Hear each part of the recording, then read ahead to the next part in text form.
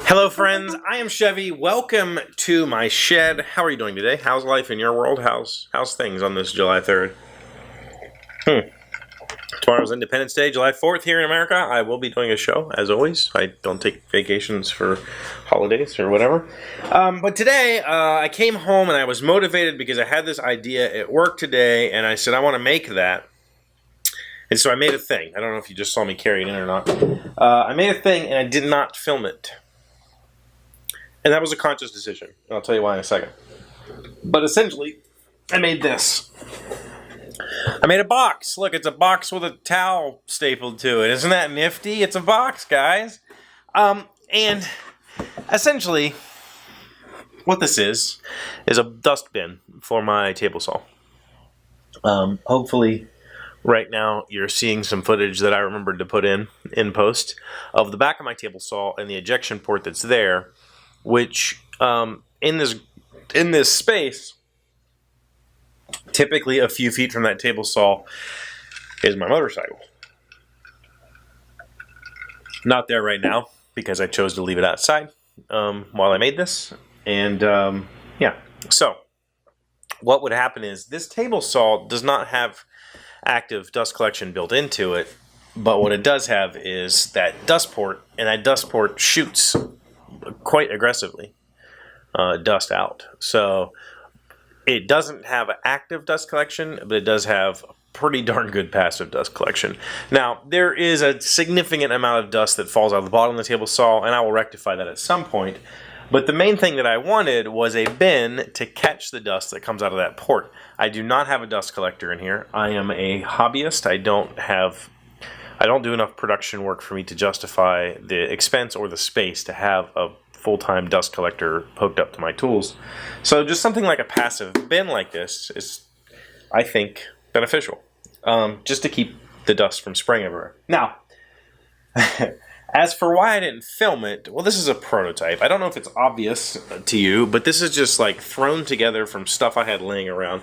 And check this out. This was like, I don't know if you can see this on the camera. This was, I don't know, maybe this is a skate ramp or something when I was a kid. This wood all came from my dad.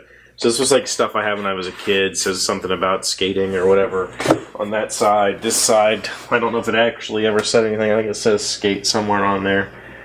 Just some really crappy spray painted stuff that I did when I was a kid.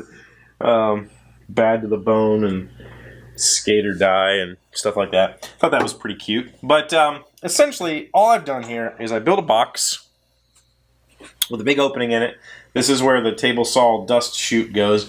I had to make it fairly wide so that this could swing, the table saw piece goes, depending on if I'm beveling the blade or not.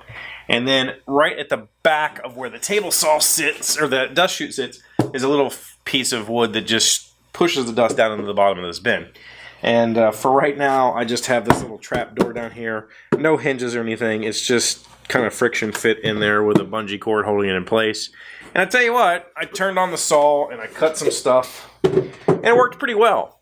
And the reason I didn't film it is, one, I just needed to get it done. And this was like less than an hour of time in this. I really didn't measure anything. I just kind of stood some boards up and did it. And two, it's just a prototype.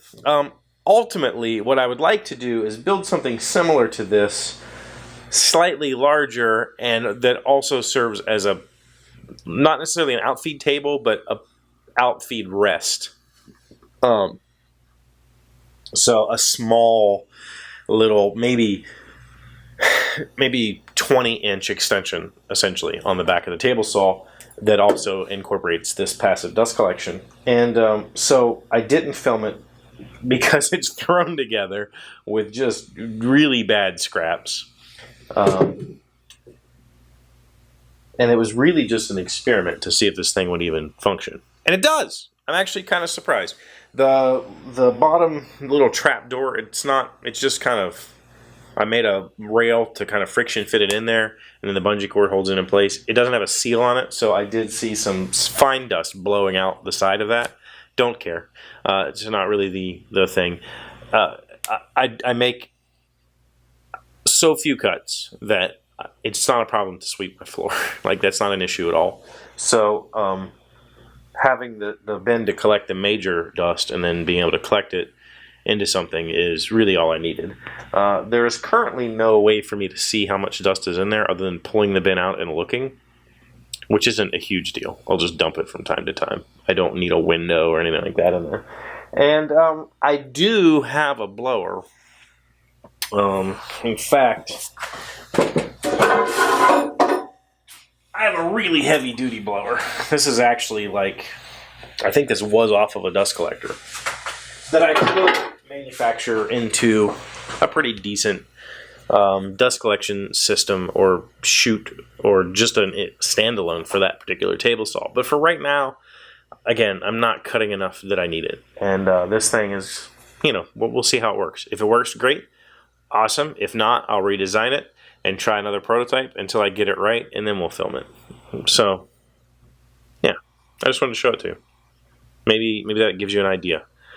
But I do have projects planned for the rest of the week. I have a few things I need to get done, so hopefully I'll have a camera person here who can help me shoot.